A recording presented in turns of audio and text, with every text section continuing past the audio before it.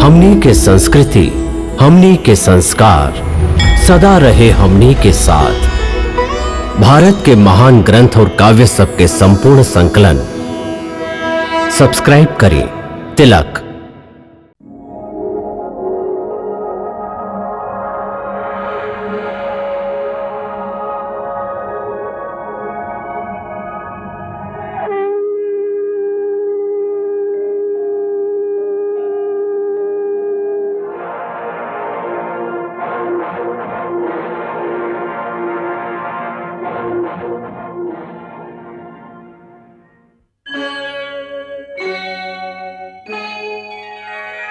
कृष्णा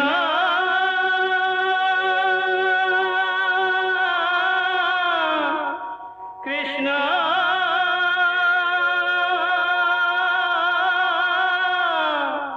हरे कृष्णा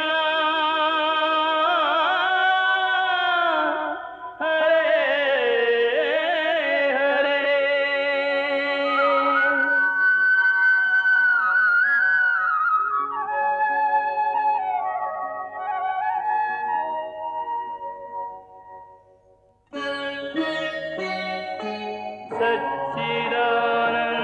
सच्चिदानन्दरूपाय विश्वोत्पत्त्यादिहेतवे तापत्रयविनाशाय श्रीकृष्णाय वयं नमः।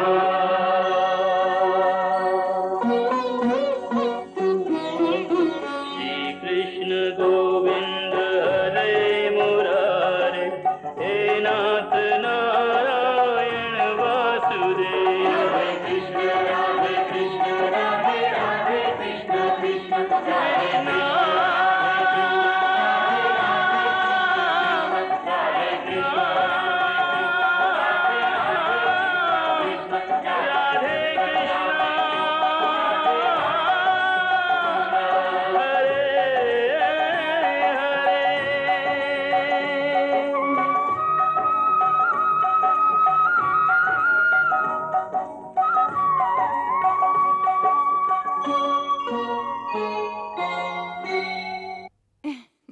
देख ली प्रभु, मामा सकुनी कैसन कुटिल चाल चलन। अब की तो आपके भी धर्म संकट में डाले के प्रयास कर रहल बाड़न। देवी, जुआ खेले वाला आदमी के प्रवृत्ति छल कपट से इतना दूषित हो जाला कि वो अपना जीवन के हर पल, हर क्षण छल कपट के सहारे कुटिल चाल ही चलत रहेला। लेकिन ए चाल के उत्तर अब आप का देब?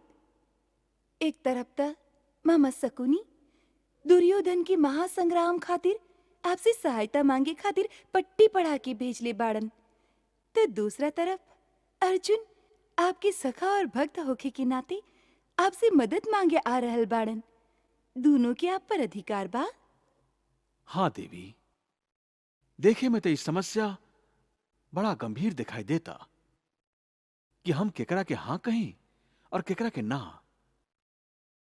लेकिन ना ही हम अपना सखा और भक्त अर्जुन के निराश कर सकत हैं और ना दुर्योधन के ओकर अधिकार से वंचित रख सकत हैं। शकुनी के कहला पर दुर्योधन द्वारिका पहुंचलन और कृष्ण के कक्ष में आइलन। द्वारिकाधीश सुतल रहन। उनका के सुतल देख के दुर्योधन उनका सिरहाने बैठ गईलन और उनका जागे के प्रतीक्षा करे लगलन। अतने में अर्जुन भी कृष्ण के कक्ष में पहुंचलन और द्वारिकाधीश के प्रणाम करके उनका पैर के समीप बैठ गईलन।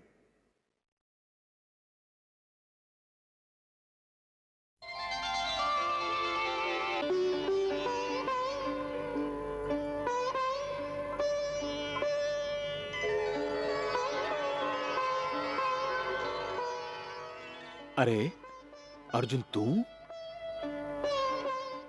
प्रणाम द्वारिकाधीश। अर्जुन से पहले हम आए ही कृष्ण। अरे दुर्योधन, तू हो यहाँ?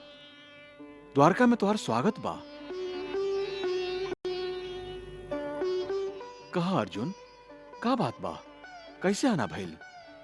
हे केशव, हम तुहार श्री चरण में एगो विनती लेके आयल हई।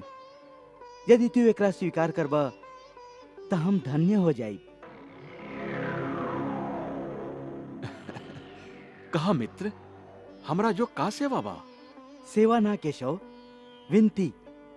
भैया सम्राट युधिष्ठिर चाहताड़न कि तू पांडव के पक्ष में होके उनका बल और गौरव प्रदान करा। तू हमार पक्ष में युद्ध करा। हे वासुदेव, हमहू आपसे सहायता मांगे आयल हई कि आप कौरव के तरफ से युद्ध में भाग ली ही।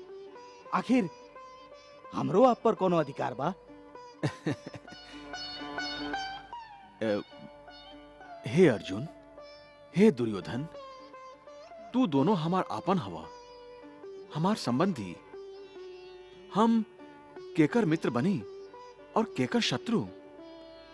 यही से हम निर्णय कैले हैं कि एह युद्ध में हम शस्त्र ना उठाइब।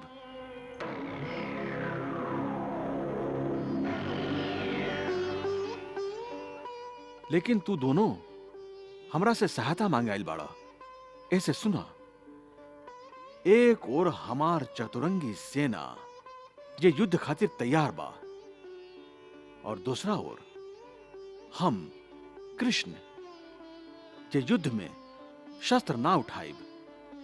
अब तू दोनों एमे कौन ओ एक के अपना अपना पक्ष में चुन ला। अर्जुन से पहले हम आयल हई वासुदेव। इससे पहले हम ही मांगब। लेकिन हे दुर्योधन, हमार दृष्टि पहले अर्जुन पर ही पड़ल रहे। इससे पहला अवसर अर्जुन के ही दिहल जाई।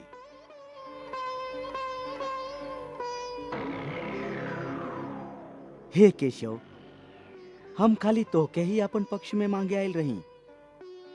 हम चाहत हई कि यह युद्ध में तू हमार सारथी बना।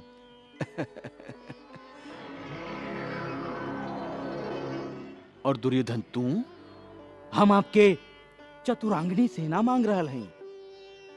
तथास्तु।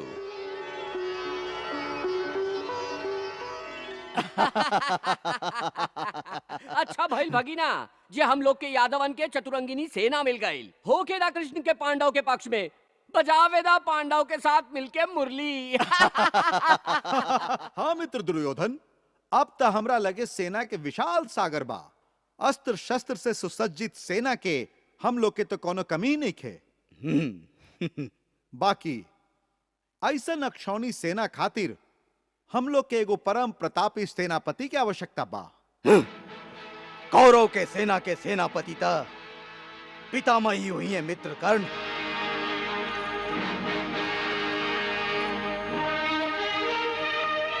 हम अवश्य कौरव के सेनापति बनब वत्स, अवश्य सेनापति बनब। हमरा रहते हस्तिनापुर के और कोनो शत्रु आंख उठा के देखे, यह संभव बा वत्स, यह संभव बा। हम हस्तिनापुर और हस्तिनापुर के राज सिंहासन पर बैठे वाला राजा के आजीवन सुरक्षा के सौगंध खैले हैं। लेकिन वत्स, यह युद्ध में हमरो एगो शर्त हुई। शर्त? कैसन शर्त पितामह? बेटा, हम यह कुरुवंश के सबसे ज्येष्ठ व्यक्ति हैं।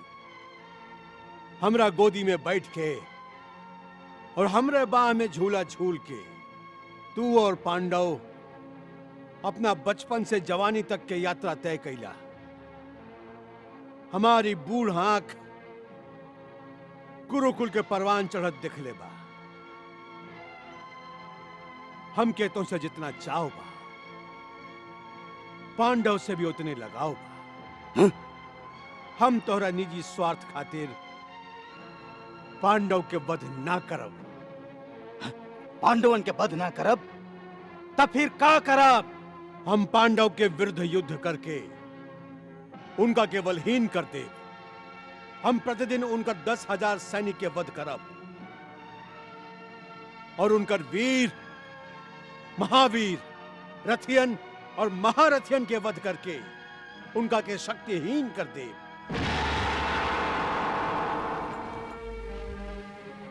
लेकिन हम पांडवन के वध ना करब।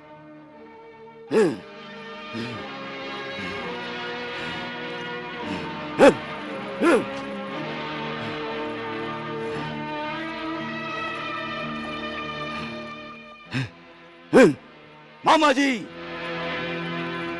यदि पितामह के तरह सब एक एक करके पांडवन के वध के विरोधी हो जास, तो युद्ध भूमि पर 5 पांडवन के विरुद्ध 5 कौरव भी ना रही हैं।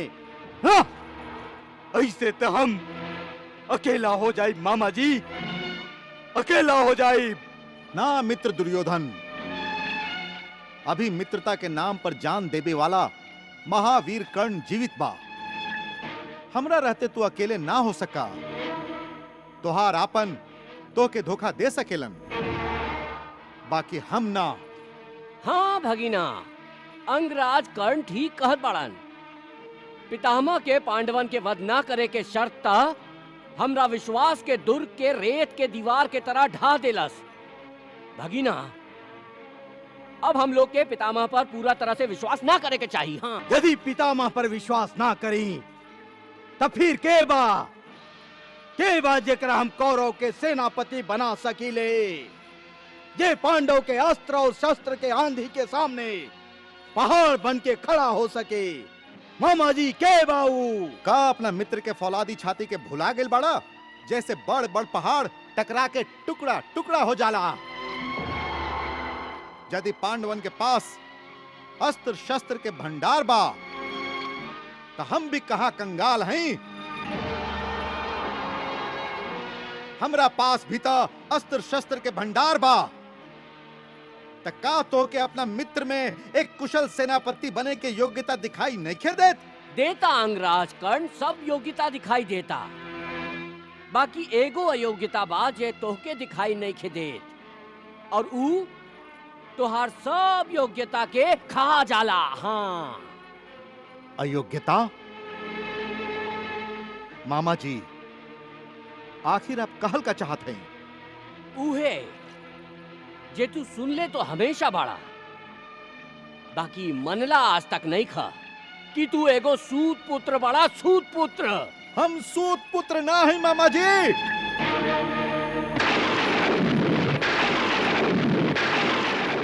सूत पुत्र ना है हम सूत पुत्र ना है शकुनी मामा।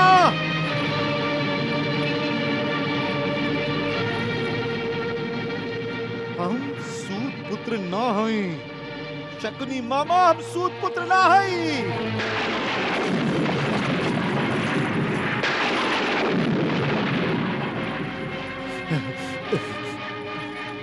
कर्ण, कर्ण, शांत हो जा कर्ण, शांत हो जा मित्र, शांत हो जा,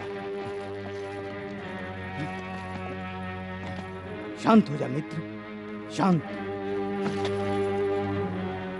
सूत पुत्र कहे पर इतना उत्तेजित होके के कोनो कारण निके। काहे के शास्त्र कहेला कि अपन पिता के नाम के सदा आदर करा। पिता कैसो न होखस, बड़ा आदमी होखस या छोट आदमी होखस, सुंदर होखस या कुरूप, पुण्यात्मा होखस या उनका हाथे कोनो पाप भी भइल होखे, तब्बो आपन जनक, आपन पैदा करे वाला पिता के नाम के सदा आदर करा। बाकी दुर्योधन, हम सूत पुत्र ना हैं। सूत पुत्र ना हवा, लेकिन तू तो खुदे कहले रहा कि तोके सूत पुत्र जानते हुए भी हम अपना गला से लगा ले रही। हमार कहे के माने ये रहे कि वो घड़े तक हम भी अपना आप के सूत पुत्र ही समझत रही। हाँ, तब तू ऐसा ना समझेला ना। हाँ, काहे कि अब हमके पता चल गइल बा कि वो सांच ना रहे।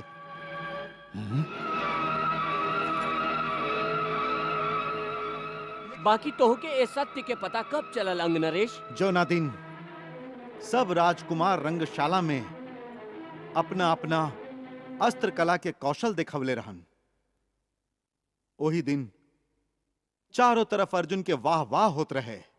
राजकुमार अर्जुन के, अर्जुन प्रसन्न रहन। राजकुमार अर्जुन के, राजकुमार अर्जुन के, राजकुमार अर्जुन के, राजकुमार अर्जुन के, राजकुमार अर्जुन के, राजकुमार अर्जुन के, राजकुमार अर्जुन के, राजकुमार अर्जुन के।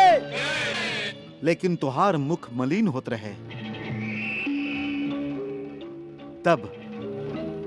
तब हम रंगशाला में प्रवेश करके अर्जुन के द्वंद्व युद्ध खातिर ललकारत कहले रही कि ठहर अर्जुन।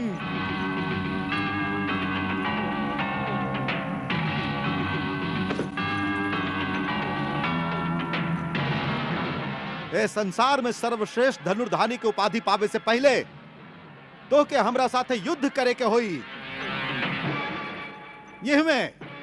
यही रंगशाला में पूरा जनता के सामने हम युद्ध करब,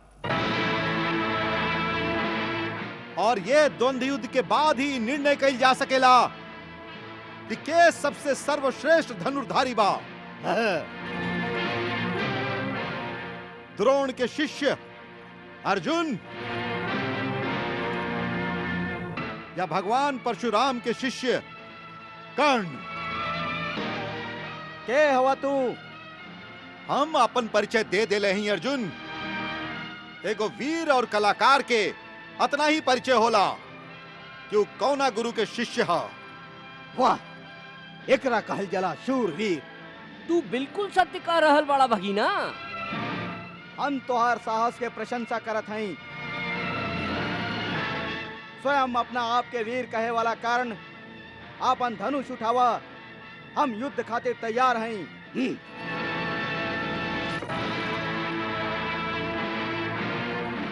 आज्ञा दे गुरुदेव और आशीर्वाद दे कि हम आपन कीर्तिमान गुरु के यश के और बढ़ा सकें।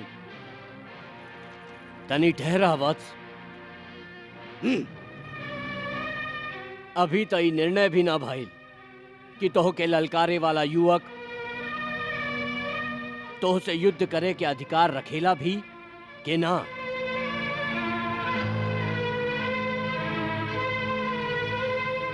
हे धनुर्धारी युवक, तू जे आपन परिचय देला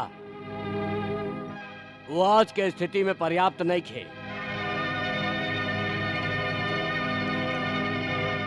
काहे कि खाली गुरु के नाम लेवे से ही तोह के राजसभा में कोनो राजपुत्र से युद्ध करे के अधिकार ना मिल सकेला।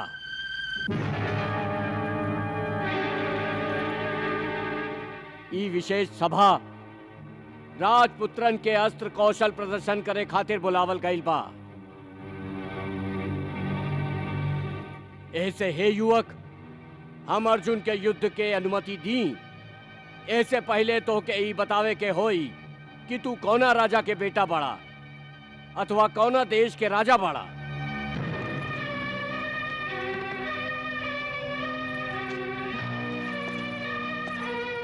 क्षमा करें गुरुदेव।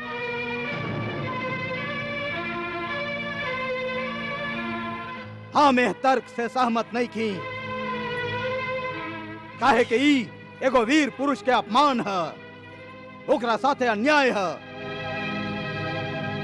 तबो यदि अर्जुन से युद्ध करे खातिर इनका राजा होखल आवश्यक है तो हम आपन अंग देश के राज्य इनका प्रदान करत हई। हाँ। और अभी यही समय यही सभा में इनका राज्याभिषेक करत हई। हाँ।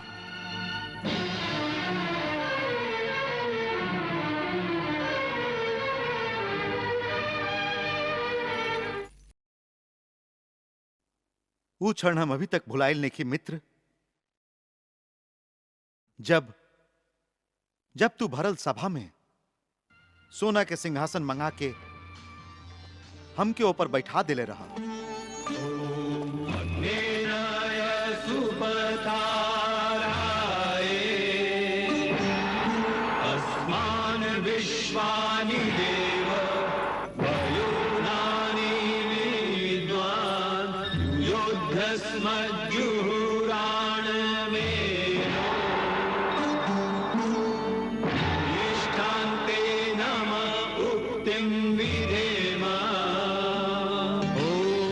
स्वस्ति न इंद्रो वृद्धश्रवाः स्वस्ति न पूषा विश्ववेदाः स्वस्ति नस्तारक्षो अरिष्टनेमिः।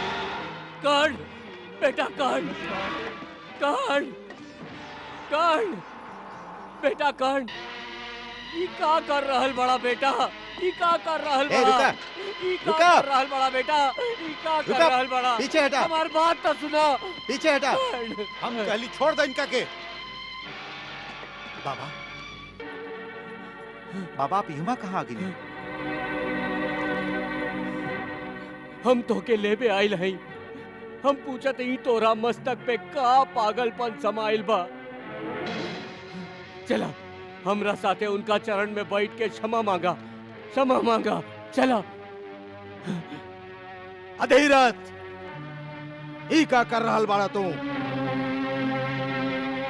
तू जानत नहीं खा कर्ण हमार मित्र हवन। अभी अभी हम उनका अंग देश के राजा बनौले हैं। ना राजकुमार ना, हमार लइका पर दया करी।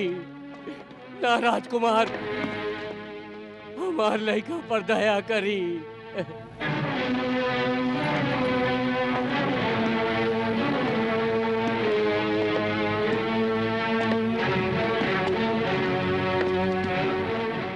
दुर्योधन,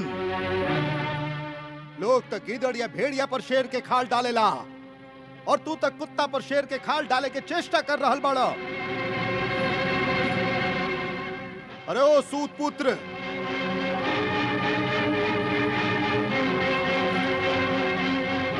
जैसे यज्ञ के अग्नि के समीप रखल प्रसादी के कुत्ता पा ना सके, वही प्रकार तू कोनो राज्य के उपयोग करे के अधिकारी भी नहीं खा।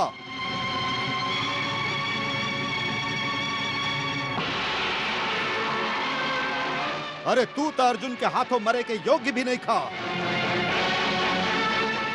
अच्छा भइल तोहार पिताजी आके तोके बचा लेलन।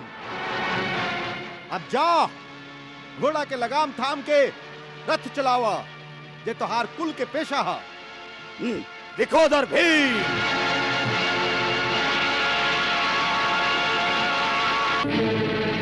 क्षत्रिय होके ए परिस्थिति के अनुचित लाभ उठा के ऐसा हल्का बात मत करा। अरे ई तक क्षत्रिय के धर्म होला कि जे बलवान होके, जे शूरवीर होके, उनका आदर करा।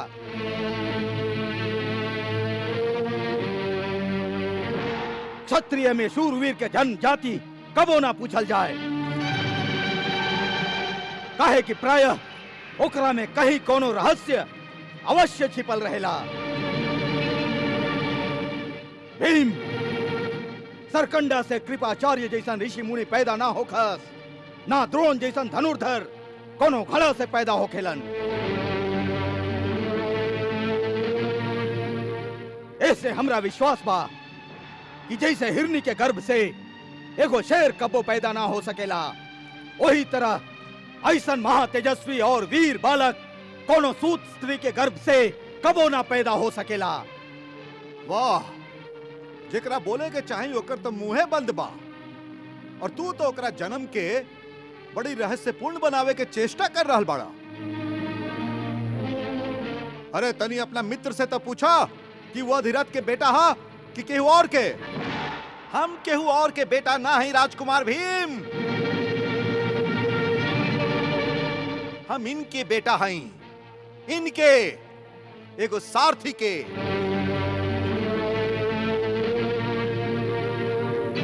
हमार पिताजी के नाम है अधिरथ और माई के नाम है राधा। ऐसे हमार मित्र लोग राधे कह के भी बुलावेलन, और हमके यह दोनों के बेटा होके पर गर्व बा, गर्व। ऐसन माता पिता कोनो भाग्यशाली के ही संसार में मिलेलन।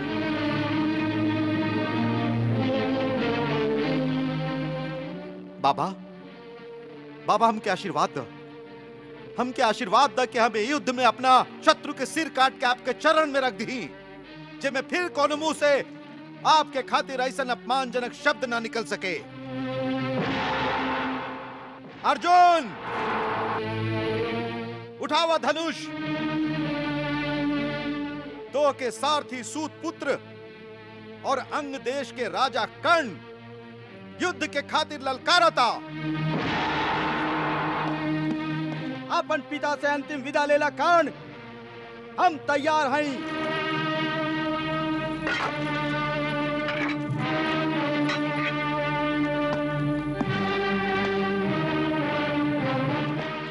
कृष्णा